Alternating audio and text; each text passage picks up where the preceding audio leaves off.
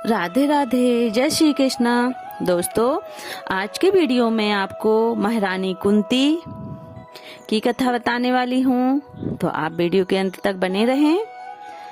महारानी कुंती की कथा हमारे यहाँ शास्त्रों में अहल्या, मंदोदरी, तारा, कुंती और द्रौपदी ये 5 देवियाँ नित्य कन्याएं कही गई हैं।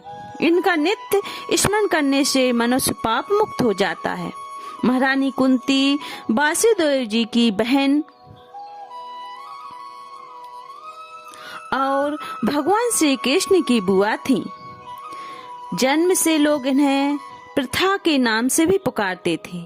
ये महाराज कुंती भोज को गोद दे दी गई थी तथा वही इनका लालन पालन हुआ, अतः कुंती के नाम से विख्यात हुई। ये बालकाल से ही अतिथि सेवा तथा साधु महात्माओं में अत्यंत आस्था रखने वाली थी। एक बार महर्षि दुर्वासा महाराज कुंती भोज के यहाँ आए और बरसात के 4 महीनों तक वहीं ठहरे गए। उनकी सेवा का कार्य कुंती ने संभाला। महर्षि कुंती की अन्य निष्ठा और सेवा से परम प्रसन्न हुए और जाते समय कुंती को देवताओं के आवाहन का मंत्र दे दिया। उन्होंने कहा कि संतान कामना से तुम जिस देवता का आवाहन करोगी वह अपने दिव्य तेज से तुम्हारे समक्ष उपस्थित हो जाएंगे और उससे तुम्हारा कन्या भाव भी नष्ट नहीं होगा। दुर्वासा ऋषि के चले जाने के बाद उन्होंने कौतूहलवश भगवान सूर्य का आवाहन किया और देखना चाहा कि इस मंत्र में कितनी सच्चाई है। फलस्वरूप सूर्य देव द्वारा कर्ण की उत्पत्ति हुई।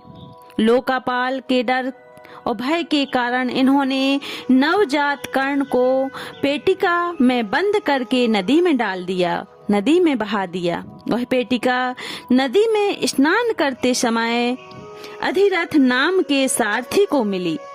उसने कर्ण का लालन पालन किया। कुंती का विवाह महाराज पांडु से हुआ था। एक बार महाराज पांडु के द्वारा मृग रूपधारी किंदम मुनि की हिंसा हो गई। मुनि ने मरते समय उन्हें शाप दे दिया। इस घटना के बाद महाराज पांडु ने सब कुछ त्याग कर वन में रहने का निश्चय किया। महारानी कुंती भी पति सेवा के लिए वन में चली गईं। पति के आदेश से कुंती ने धर्म पवन इंद्र का आवाहन किया, जिससे युधिष्ठिर, भीम और अर्जुन की उत्पत्ति हुई। अपनी सौत माद्री को भी इन्होंने अश्वनी कुमारों के आवाहन का मंत्र बतलाकर उन्हें नकुल और सहदेव की माता बनने का सौभाग्य प्रदान किया। महाराज पांडु के शरीरांत निर्धन होने के बाद माद्री तो उनके साथ सती हो गईं, किंतु कुंती बच्चों के पालन पोषण के लिए जीवित रह गईं।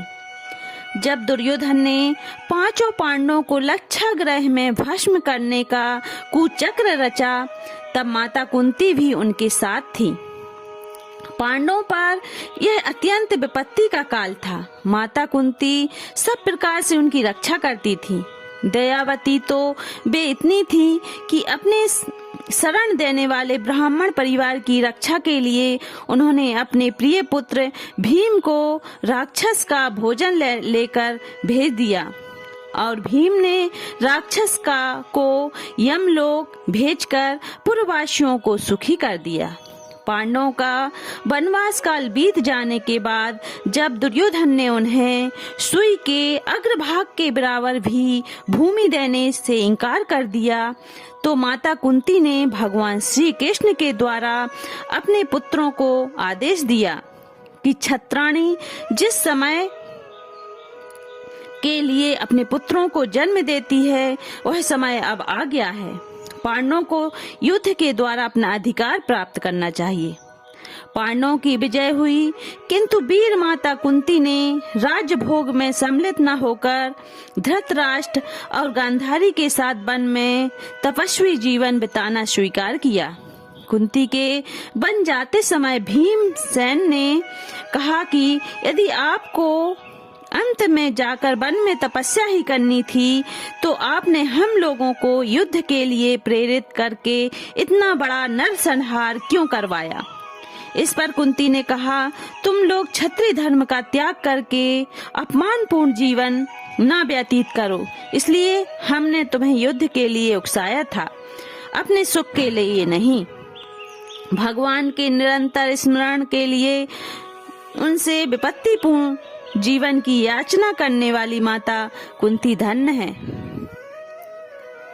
राधे राधे। वीडियो कैसा लगा कमेंट करके जरूर बताएं। अच्छा लगे तो चैनल को सब्सक्राइब कर दें।